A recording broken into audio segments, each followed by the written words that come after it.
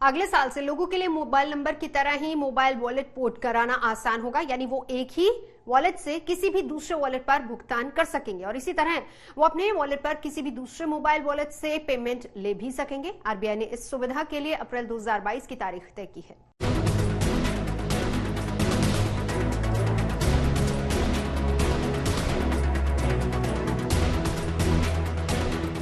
अगले साल से मोबाइल नंबर पोर्टेबिलिटी की तरह ही मोबाइल वॉलेट पेमेंट कंपनियों को बदलना भी मुमकिन हो जाएगा। इस बदलाव में ग्राहकों का पूरा डिटेल पहले की तरह बरकरार रहेगा, जबकि सर्विसेज मुहैया कराने वाली कंपनियां बदल जाएंगी। इस बदलाव की जानकारी का सर्कुलर आरबीआई ने जारी किया है। आरबीआई के सर्कुलर के मुताबिक 2022 तक इसे पूरा करने का लक्ष्य तय किया गया है। इसके बाद पेटीएम, फोनपे और मोबीक्विक जैसी मोबाइल वॉलेट 2022 से इंटर ऑपरेबल हो जाएंगे, यानी अप्रैल 2022 से पूरी तरह से ऑपरेटेड मोबाइल वॉलेट यूजर्स अलग अलग मोबाइल वॉलेट से पैसे भेज और ले सकेंगे।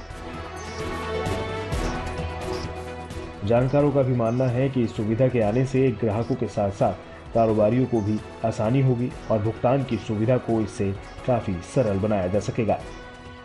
आरबीआई ने जो ये नया निकाला है सर्कुलर, जिसके माध्यम से एक आम आदमी का वॉलेट पोर्टेबल रहेगा हो चुका है, जिससे आज अगर फोन पे वॉलेट है तो आप पेटीएम पे ले जा सकते हैं एंड वाइस वर्सा। आपको दोबारा से मल्टीपल ऑपरेटर्स के पास नए नए वॉलेट्स रखने की जरूरत नहीं है। ये इसी तरीके से है जिस तरीके से हमारा मोबाइल नंबर है, तो हमने एक एयरटेल से मोबाइल नंबर लिया और अगर हमें बीएसएनएल में जाना है या टाटा में जाना है तो आप अपना फोन नंबर बिना चेंज करे हुए आप वहां पर वॉलेट में जा सकते हैं।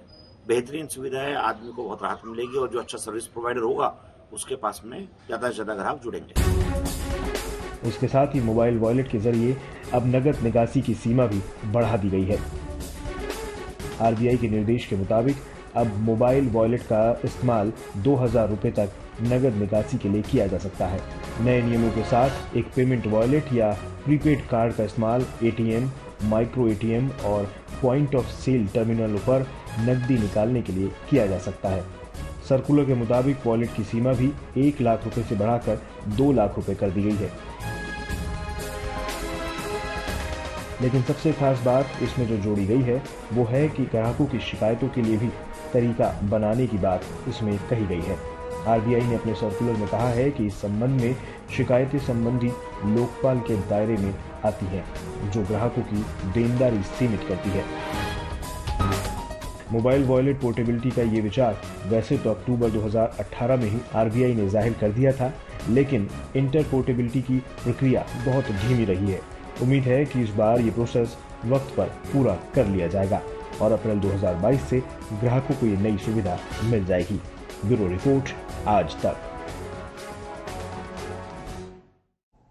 देश के ऑटो सेक्टर पर कोरोना की दूसरी लहर का जबरदस्त असर देखने को मिल रहा है। रेटिंग एजेंसी आईसीआरए ने आशंका जताई है कि कोरोना काल में लोगों के हेल्थ संबंधी खर्चों में हुई बढ़ोतरी का असर अब गाड़ियों की बिक्री पर पड़ना तय है। आईसीआरए ने टू व्हीलर्स की बिक्री पर सबसे ज्यादा असर पड़ने की बात कही है।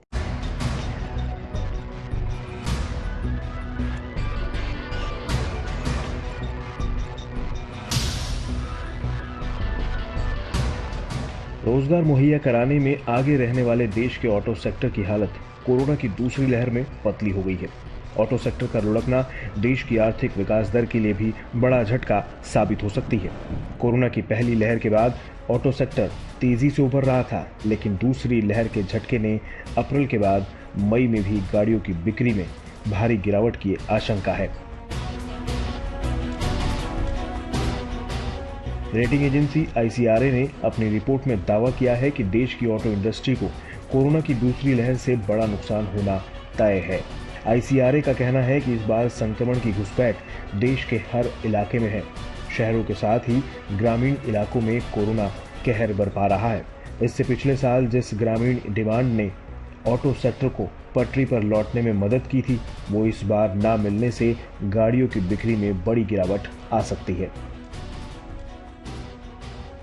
आईसीआरए का अनुमान है कि इस बार बिक्री में गिरावट की बड़ी वजह डिमांड में कमी होगी, जो कोरोना के चलते हुए नुकसान के चलते देखने को मिलेगी।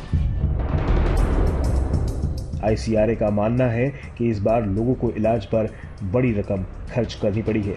इससे उनके पास मनमर्जी की खरीदारी के लिए रकम नहीं बची है। बाकी लोग खराब सेंटिमेंट्स की वजह से गाड़ियों को खरीदने पर रकम खर्च करने से बचेंगे। ऐसे में गाड़ियों की बिक्री को तगड़ा झटका लगना तय है। आईसीआरए की रिपोर्ट का दावा है कि बिक्री में सबसे ज्यादा गिरावट टू व्हीलर सेगमेंट में देखने को मिलेगी। आईसीआरए के अनुमान के मुताबिक दोपहिया वाहनों की बिक्री अब कोरोना की दूसरी लहर के साए में 2021-22 में 10 से 12% ही बढ़ेगी। पहले टू व्हीलर की बिक्री 2021-22 में 16 से 18% बढ़ने का अनुमान था। इसी तरह कारों की बिक्री में अब 17 से 20% की ही तेजी का अनुमान है, जो कि पहले 22 से 25% था। हालांकि आईसीआरए ने भारी कमर्शियल व्हीकल्स की बिक्री में तेजी बने रहने का भरोसा जताया है। रेटिंग एजेंसियों का मानना है कि कंस्ट्रक्शन गतिविधियां और माइनिंग में तेजी के असर से इन वाहनों की बिक्री जारी रहेगी। फिलहाल दोहरे अंकों में जो वाहनों की बिक्री में तेजी नजर आ रही है, उसकी वजह लो बेस इफेक्ट है।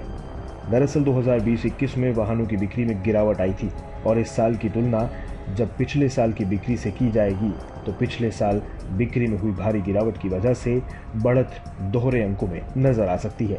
लेकिन अगर इसको 2019-20 के आंकड़ों के नजरिए से देखेंगे तो हालत ज्यादा ही गंभीर नजर आ सकते हैं। ब्यूरो रिपोर्ट, आज तक।